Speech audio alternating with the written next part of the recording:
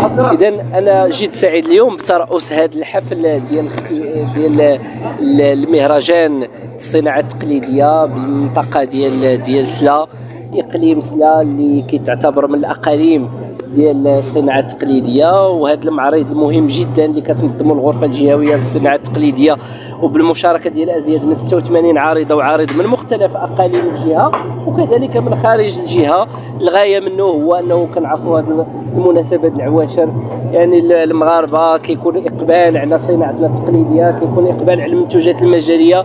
هذه فرصه للصناع التقليديين باش يستافدوا من هذه الاجواء المباركه، وفرصه كذلك للتعاونيات لتحقيق واحد الربح معين، وكذلك فرصه للتكوين، فرصه لتبادل الخبرات، فرصه للتعريف بما تجود به الجهه من منتوجات، وكذلك فرصه باش نتلاقاو مع الصناع التقليديين ونتكلموا لهم عن البرامج اللي كتقوم بها الحكومه في الحمايه الاجتماعيه، في بطاقه الصانع اللي فيها مجموعه من الامتيازات المتعلقه بالتمويل، المتعلقه بالسكن، المتعلقه بالجانب الصحي. فرصه كذلك نتكلموا على هذه البرامج ديال التكوين والتكوين المستمر والمصادقه على التصديق على المكتسبات واللي تيستافدوا منه صناعنا التقليديين. هذه فرصه للاشاده بالمشاركه ديال الصناع التقليديين ديال الجهه في المعارض الوطنيه وكذلك الدوليه.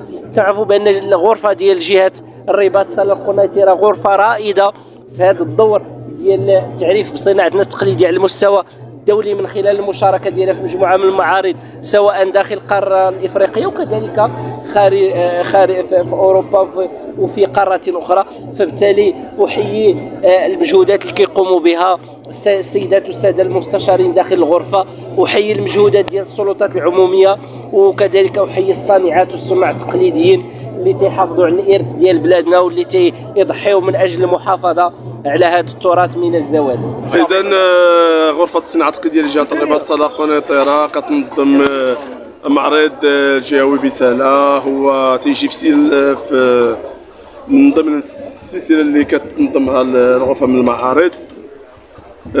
من خلال هذا المعرض تنحاولوا نساعدوا الصناع التقليديين على تسويق المنتوج ديالهم وكذلك التعريف، هما كذلك يعرفوا بالموروث الثقافي ديالنا.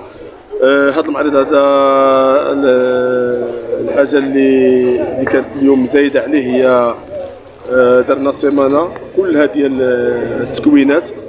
الصناع التقليديين كل صباح كيديروا تكوين في واحد العدد ديال الامور اللي كتهمهم، كالبيع في الانترنت، كتكوين كيفاش يتقيدوا في الريجستر ناسيونال ديال لاتيزون، السجل الوطني للصناع التقليديين، كذلك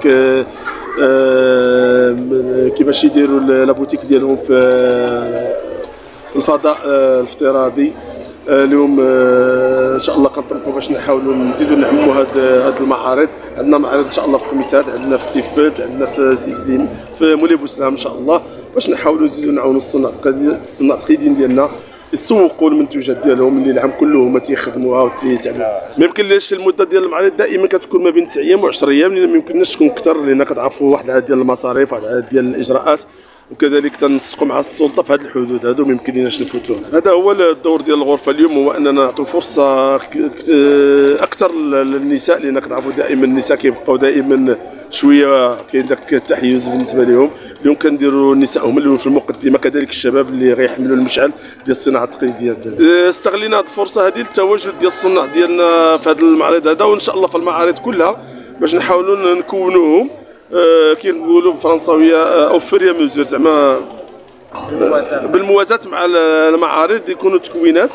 نستغلوا الفرصه باش تاهم يكون عندهم تكوين. شفتوا لاصال اللي درنا لهم باش يتكونوا صال في المستوى بالمسائل ديالها ديال السونوريزاسيون بكل شيء، باش يحاولوا يتلقاو واحد التكوين في المستوى.